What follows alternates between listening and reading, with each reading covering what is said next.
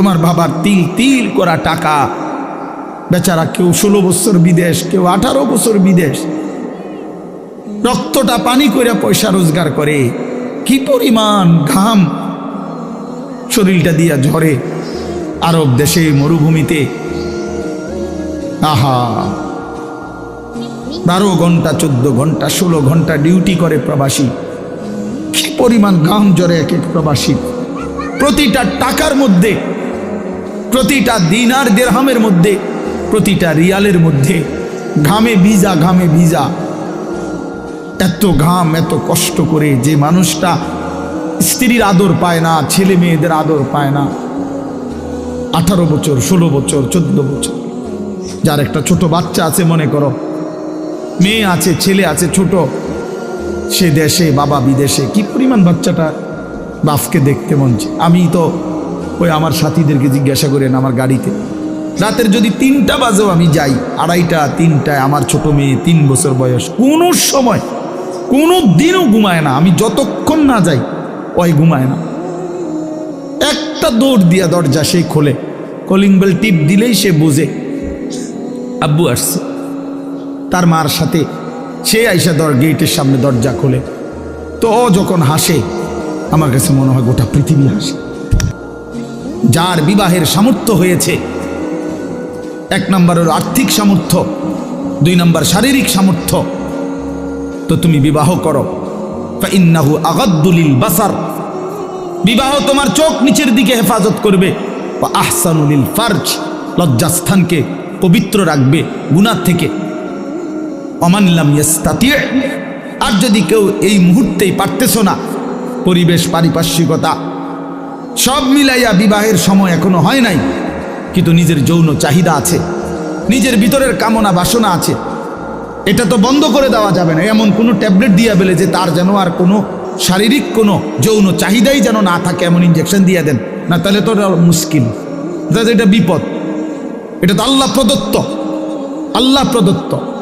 অতএব আল্লাহ নবী বলছেন ফাআলাইহি বিসসাওম, থাক ওদিকে তাকায়ও না ভাই, এত মানুষ সবাইরে গুছান সম্ভব না, কিছু পাগল ছাগল ফালতু এগুলো থাকবে, এটা এত তান টোহাইয়া লাভ তুমি যে দূর শুনছে দূর। আমি এত সংখ্যার চিন্তাও করি না, মানুষ হয়েছে 10 কোটি, হ্যাঁ আল্লাহ কইল আমি নিলাম না, কথা বুঝছেন না?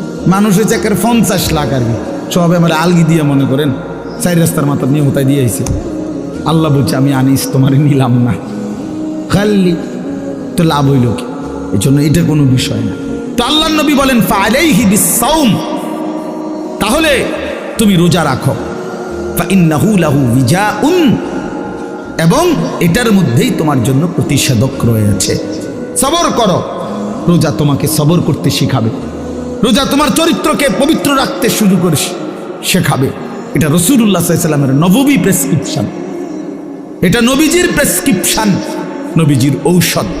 তো আমার বলার উদ্দেশ্য এই আয়াত আমি এই জন্য পড়ছি যে আলহামদুলিল্লাহ, নিজেকে চরিত্র গঠন, তোমরা যারা কিশোর, নওজোয়ান, যুবক, তোমরা যারা এখনো অবিবাহিত, তোমাদের কাছে বন্ধু অনুরোধ, চরিত্রের হেফাজতের নিয়তে, অভ্যস্ত বানাবার নিয়তে, নিজের আখলাকের পবিত্রতার নিয়তে মাহে রমজান সামনে, মাহে রমজান সামনে, এবারের রমজানে টার্গেট নাও 30 দিনের রোজার মাধ্যমে দিল থেকে আল্লাহর কাছে এইভাবে 30টা দিন হাতে গুনে তুমি আল্লাহর সাথে ওয়াদাবদ্ধ হও যে আল্লাহ 30 দিন আমি রোজা রাখবো, এবং যৌন চাহিদা, লজ্জাস্থানের চাহিদা, অশ্লীলতা, বেহায়াপনা, নর্তকী, নাচ গান, উলঙ্গ ছবি দেখা, নারীকে নিয়ে চিন্তা ভাবনা, মেয়েকে নিয়ে অশ্লীল চিন্তা ভাবনা, অবৈধ কোনো প্রেম সম্পর্ক, হারাম কোনো রিলেশন, এসব ত্যাগ করে বন্ধু 30টা দিন মনোযোগ দিয়া রোজা রাখো, তারাবি পড়ো,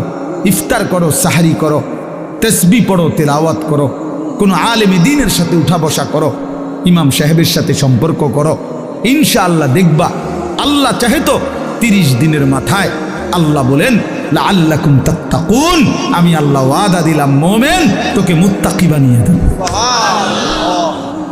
কে আমাকে বানাইলেন, কোত্থেকে আসলাম, কেন আসলাম? যিনি আমাকে বানাইলেন সেই মহান মালিক আমার, তিনি কি জন্য বানাইলেন? আমি যা করছি এটাই কি তিনি চাচ্ছেন কিনা, আর তিনি যা চাচ্ছেন আমি তা করছি কিনা। কোরআনুল কারীম আল্লাহ স্পষ্ট বলছেন, বান্দা শোনো, নিশ্চয়ই আখিরাতই হচ্ছে জীবন, লাহিয়াল হায়াওয়ান, আখিরাতই হচ্ছে জীবন।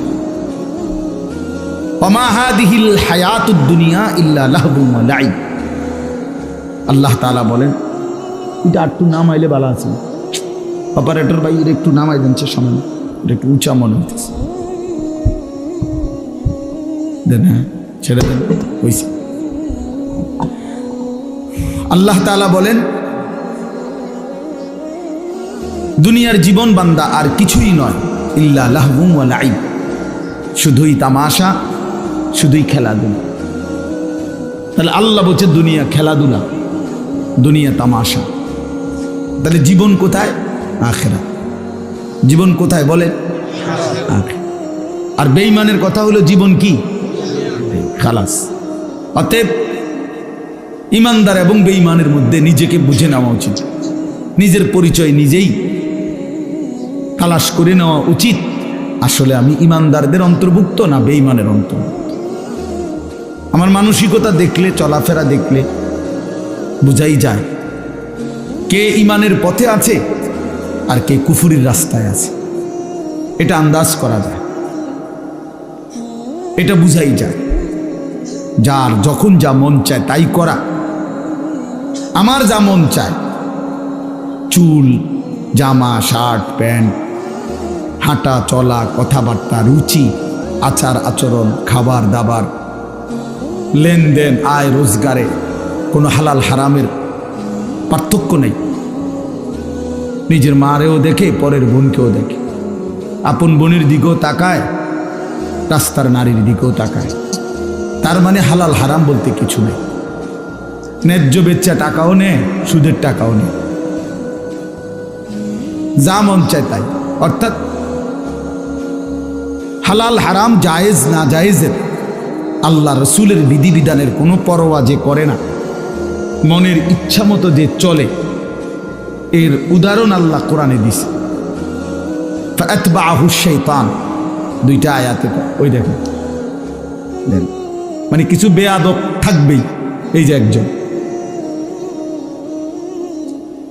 মানে কিছু ছেলে থাকবেই বেয়াদব, শেষ পর্যন্ত গাদ্দার। যে হুজুর আপনি নিষেধ করলে কিছু আমি শুনবো না, আমি কোনো সময় কারো কথা শুনি না, আজকে হঠাৎ আপনার কথা শুই না, আমি এই বেয়াদবি করবো কেন? এখন কেমন লাগলো? তুমি যে লজ্জা পাইলা, বলো বাবা, আমি কি সুন্দর করে বলছিলাম কিনা বলেন? প্রথম আমি অনেকেই নামায় ফেলছে, নামাইছে না? তা তুমি শুনলা না কেন? এখন তো সবাই দেখলো তোমার। এই জন্য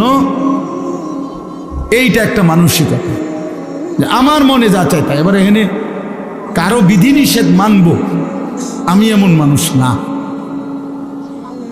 তো আল্লাহ তাআলা বলেন, সূরা আরাফের মধ্যে আছে, ফাআতবাআহু শাইতান, শয়তান যার পিছে লাগছে। ওয়ালাকিন্নাহু আখলাদা ইলাল আরদ, পরের আয়াতে আছে যে এই দুনিয়াটাকেই স্থায়ী মনে করে নিছে। ওয়াত্তাবাআ হাওয়াহু, আহারে আল্লাহ, ওয়াত্তাবাআ হাওয়াহু,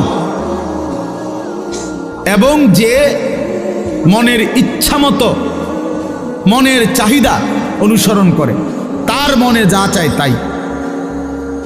তিনটা জিনিস, শয়তান যার পিছে লাগছে, দুনিয়াটাকেই যে স্থায়ী মনে করে নিছে, মনের ইচ্ছা মতো যে চলছে।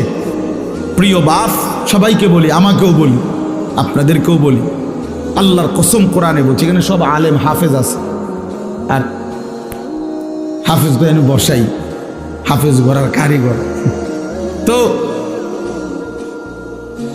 আল্লাহ তাআলা বলেন, এই আখলাক যাদের, ফামাসালুহু কামাসালিল কালব, কোরআন শরীফের আয়াত। আল্লাহ বলেন এই লোকের উদাহরণ হলো কুত্তার মতো, কুত্তার মতো, কুত্তার মতো, কুত্তার মতো, কুত্তার মতো। এটা কুত্তার মতো। কালবর্ত কি? فَمَثَلُهُ كَمَثَلِ الْكَلْبِ।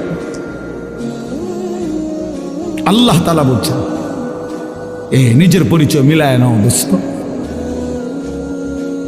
নিজের জিন্দেগি মিলায় নাও। সারাদিনে এক ওয়াক্ত নামাজ পড়তে মন চায় নাই, আর নিজের মনে যা চাইছে তাই করলা, খালাস।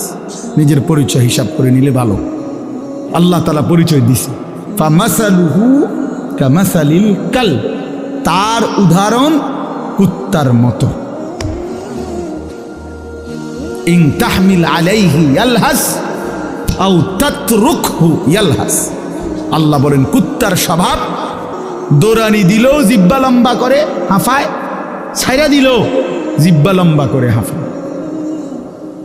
কুত্তা দাঁড়াইয়া থাকলেও জিব্বা লম্বা করে শ্বাস নেয়